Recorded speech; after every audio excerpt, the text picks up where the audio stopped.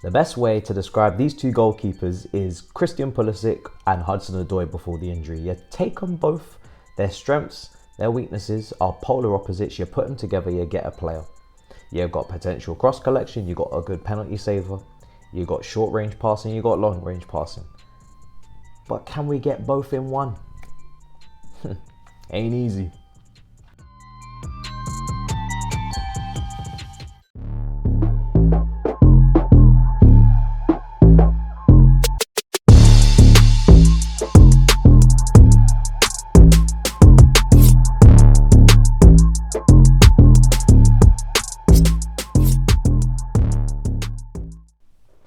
Yo people, welcome back to the YouTube channel. You already know what time it is. It's time for another video. Big up your damn selves in the building. Make sure you smash up the likes and subscribe if you haven't already.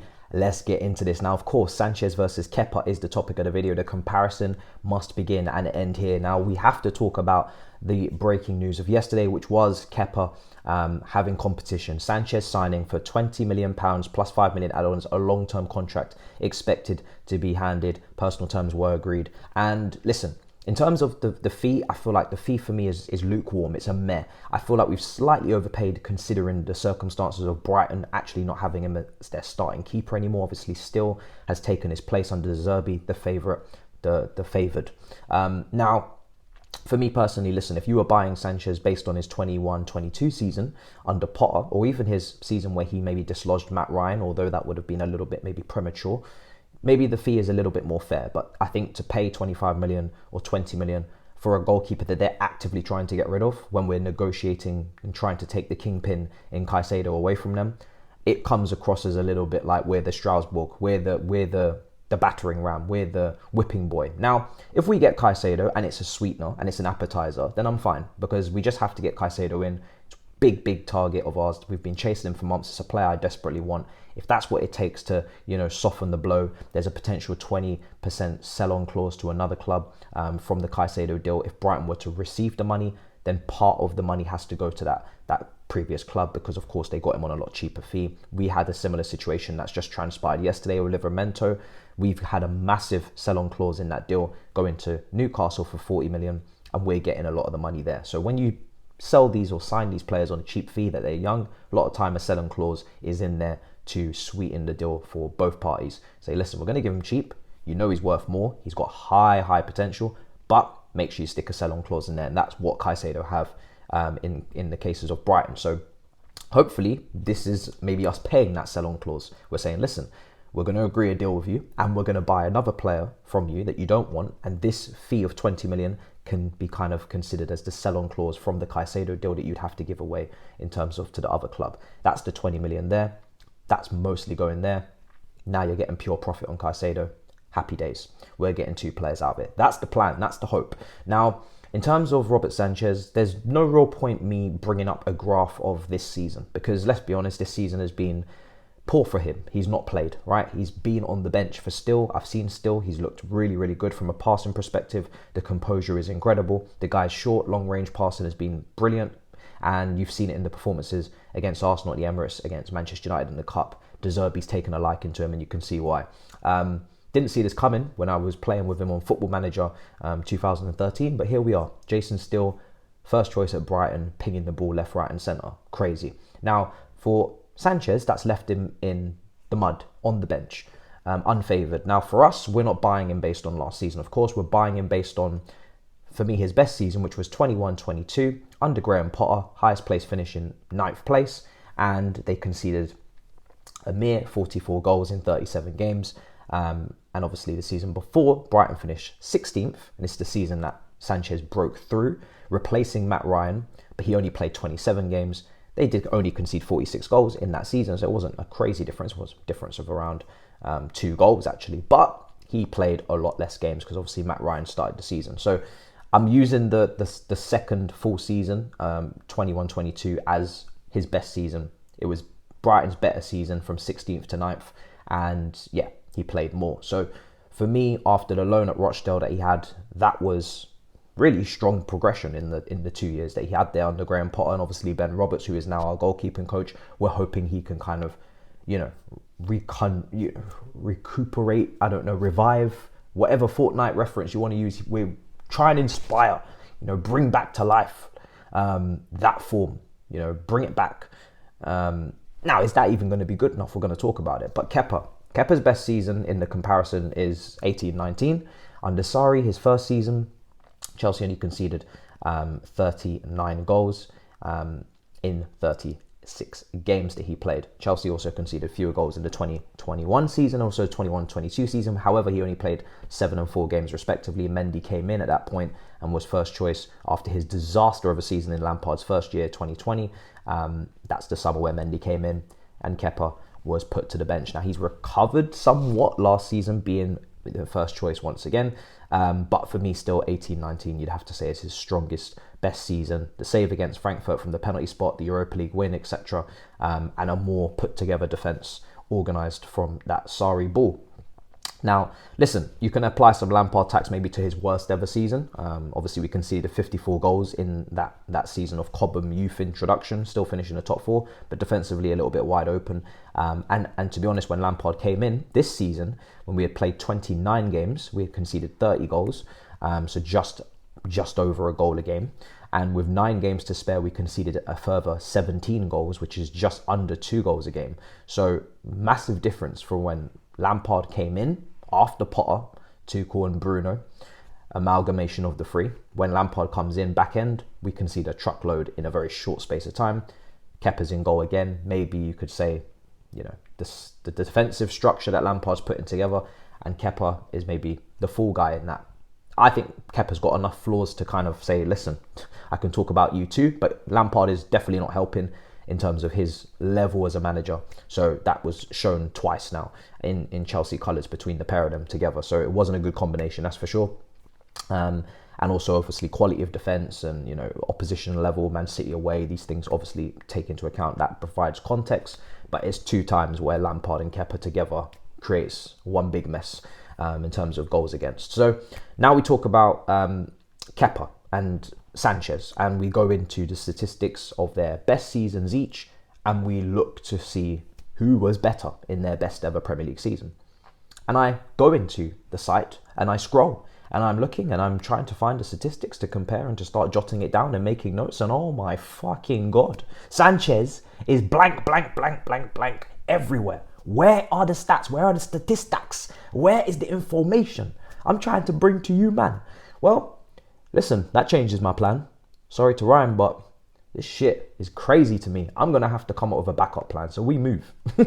We move. So because we didn't have that information, we decided that, okay, fair enough. We're going to compare Sanchez's last season to his season before. So his 21-22 season to last season, just to see actually, because sometimes you see these graphs, you see these maps, these spider diagrams, and you see, people's recent work. And of course, your recent work is your most important work. That's what people judge you off in any criteria, in any world of work. But we're trying to revive the old Sanchez under Ben Roberts. So we may as well compare last season to the season before and see what the drop-off was and where the improvements can come from the goalkeeping coach that he is now working with and training with, that we have to try and bring that back out of him. And it seems like from our side that long-range passing, obviously the save percentage, and, cross collection. These are the 3 areas on the graph where there's massive spikes in improvement for Sanchez when he's potentially working with Ben Roberts.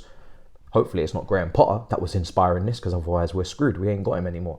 So starting on the shot stopping, for me, that's bread and butter. If you're a goalkeeper at this level, you have to be able to shot stop. Your job is to make saves. I'm expecting, when you're confident, to save shots. Kepa improved this season, revived himself. Maybe it was the girlfriend, soon to be wife, who knows. Love is in the air, and his shot stopping at times, certain games was pretty impressive. I think Aston Villa away was one where he really put together a proper performance. So I'm expecting shot stopping to be good for anyone who's confident in their position as a goalkeeper, and that should come. Now, I have said before in other videos and streams, Sanchez, I have seen some bozo moments, even with shot stopping at Brighton. Even in the good seasons, I have seen errors where I'm like, what are you doing? Certain parries into poor positions that, you just shouldn't be making those errors. That has to be cut out. He's 25, so he's not in his prime for a goalkeeper. So I'm clinging on to something there that hopefully as he gets older and he gets into his prime, he's going to cut that out of his game and have less of those bozo moments. The other thing is obviously long-range distribution. Now, I don't think Kepa's long-range passing is anything to be particularly impressed with. I don't think he splits lines. I don't think he breaks lines. I don't think he treads on lines. I don't know what else to say. I just don't feel like as if Kepa's long-range passing is something that I'm, jaw-dropping. I don't think I'm thinking, wow, what a pass. Long-range wise, I'm not seeing that. I'm not seeing those crazy, passes that you see from an Onana or an Edison. So I think Sanchez, if, we hope that he can be better than Kepa at that. And obviously cross collection is the big one. That's the main one. You're 6'6", Kepa's 6'1". You have an advantage just via limbs.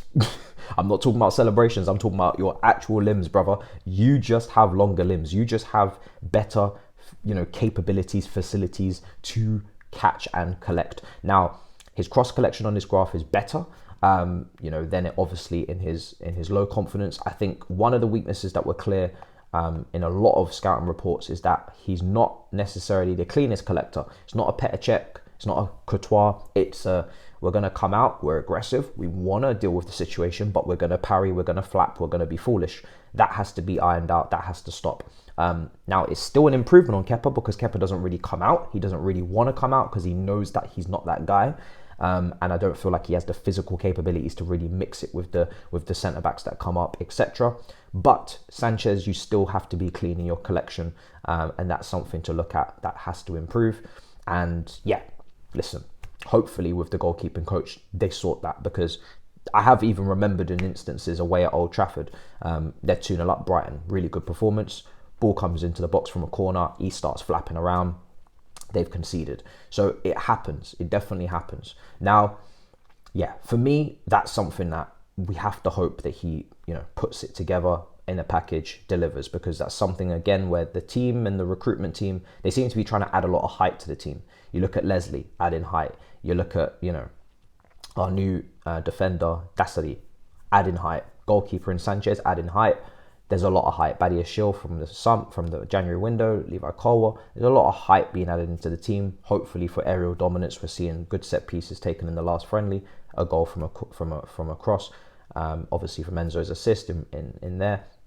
We just want to see more of that. We want to see more aerial dominance. We want to see the old days of Ivanovic, of Cech, of Courtois, of Alex, of Terry, of Cahill, of Ballack, of Drogba. I can keep going. The physical, we were just physically too much for so many teams. We need to bring that back. So hopefully, he can add that to the team and be dominant. But like I said, less of the flapping, less of that. Be more commanding, be more controlling. Now we're looking at this graph because this is the graph where in the season where he was displacing Matt Ryan, that was the main thing, okay? The cross collection. It was a welcome addition to Brighton, who had conceded 6 goals from non-penalty set-piece situations in the first 12 games of that season. That was under Matt Ryan. Sanchez featured in just one of those games, so like I said, mainly Matt Ryan. And then once he, started to become first choice, that figure massively dropped to just 2 in the next 12 games. And this is not to suggest that it's just Sanchez. Obviously, like I said, context, the centre-backs, all these guys play a part. However, he did contribute. Now, if you take a look at the graph as well, Kepa's not on it. This was a season where Mendy was mainly dominant. I would love to have compared, the seasons that I gave example to earlier in the video, 18-19 under Sarri, and obviously 21-22 for Sanchez, but I just could not get the data to combine and go together. But in this season, 2021 for Sanchez, he's doing really well on this graph. As you can see on a cross collection standpoint, he's sitting in the top right corner, which is a really good position to be in terms of, coming out for crosses, claiming them, and actually not flapping at them as well. Rarely fumbling, which is what the data is saying. So he has the capacity to do it, just maybe concentration and coaching, again, is important. Now, for me, like I said, for Sanchez, the aggressiveness is clear from, coming out for crosses and corners. The overall shot stopping ability, when he's confident, should be obviously at a high level, but there is moments of foolishness in there. Strong long range distribution. Short range, we obviously want it to be crisp and clear, no accidents there. But I've seen it again. Like I said, you see it with all goalkeepers, but I've seen it. And decision making when actually coming out from the crosses now is the weakness, and also the parrying. Just even from a shot stopping standpoint or from a set piece standpoint, there's a lot of flapping, there's a lot of parrying into stupid zones, into dumb areas. You don't want to see it. We know Kepa's weaknesses. I wanted to compare obviously to certain seasons, but we know what we're getting with Kepa. We've seen it season after season after season. Yes, he's had strong season under Sarri. He's had a better season last season, and then he's had a couple of seasons where he was just on the bench. We know what we're getting with Kepa. We know his strengths, we know his weaknesses.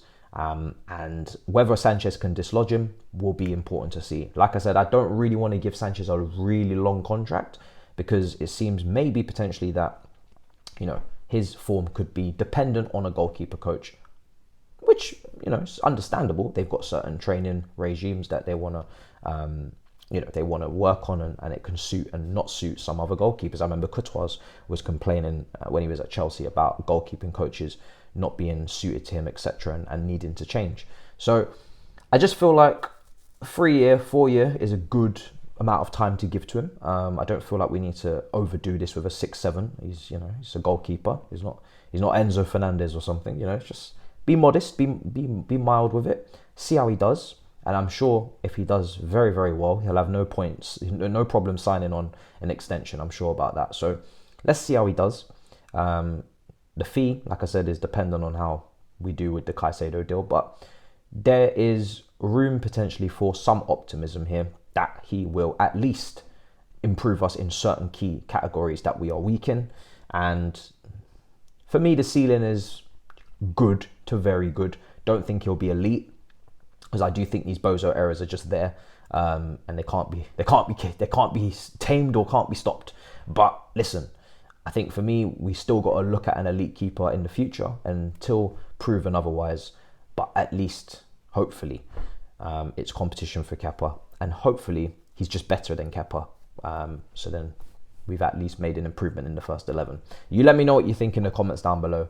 Big up your damn selves as always. And I'll see you guys next time. In a bit, people. Peace.